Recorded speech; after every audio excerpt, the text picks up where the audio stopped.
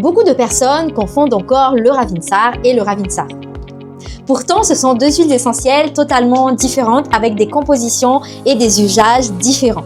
Et les études récentes montrent à quel point cette confusion peut entraîner des erreurs d'utilisation. Alors cette semaine, on démêle tout ça ensemble. Le Ravinsara, dont le nom scientifique est le Cinnamomum camphora, originaire d'Asie, le Ravinsara est introduit à Madagascar.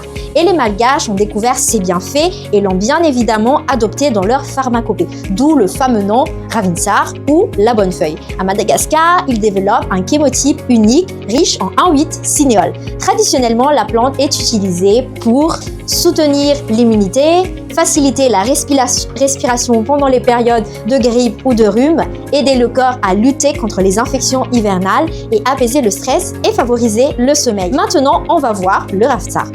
Le Ravinsara ou le Ravensara, dont le nom scientifique est le Ravensara aromatica, est une plante endémique de Madagascar qui produit une huile essentielle beaucoup plus rare. Traditionnellement, la plante est utilisée pour les douleurs articulaires et musculaires, pour les maux de tête et les infections. Donc, c'est vraiment deux plantes, deux histoires, deux usages et souvent confondus.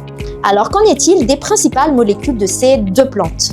Pour le Ravinsara, sa composition est dominée par le 1,8-cinéole qui explique ses propriétés antivirales, expectorantes et immunostimulantes, qui explique aussi son utilisation dans les infections ORL comme la toux et le nez bouché, et qui explique aussi ses effets dynamisants mais aussi relaxantes. Donc voilà.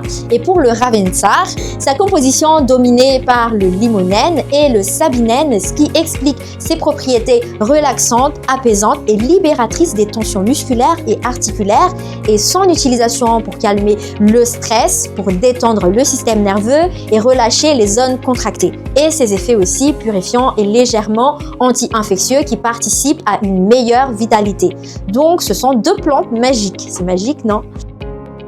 Mais pendant des années, ces deux huiles ont été mal étiquetées et interchangeables ou vendues sous le même nom. Donc aujourd'hui, la botanique, la chromatographie et les études ont clarifié la différence, mais cette confusion reste encore. Alors comment utiliser leurs huiles essentielles sans se tromper ?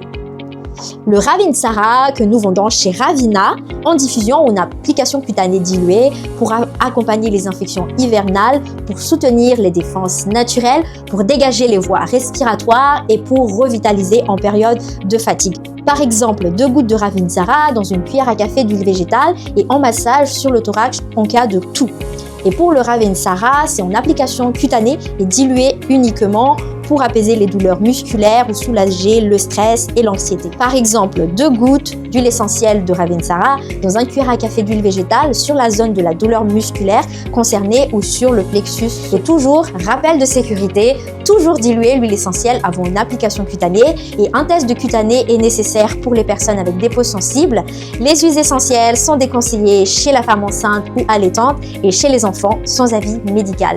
Et toujours demander l'avis d'un professionnel en cas de traitement médicamenteux. Donc, pour résumer, l'huile essentielle de Ravinsara et de Ravensara sont 2 huiles essentielles bien différentes, 2 compositions distinctes. Et maintenant, vous savez enfin les connaître. Et vous, est-ce que vous utilisez le Ravinsara ou le Ravensara dans votre routine bien-être? Donc, si vous les connaissez ou est-ce que vous les avez déjà confondus?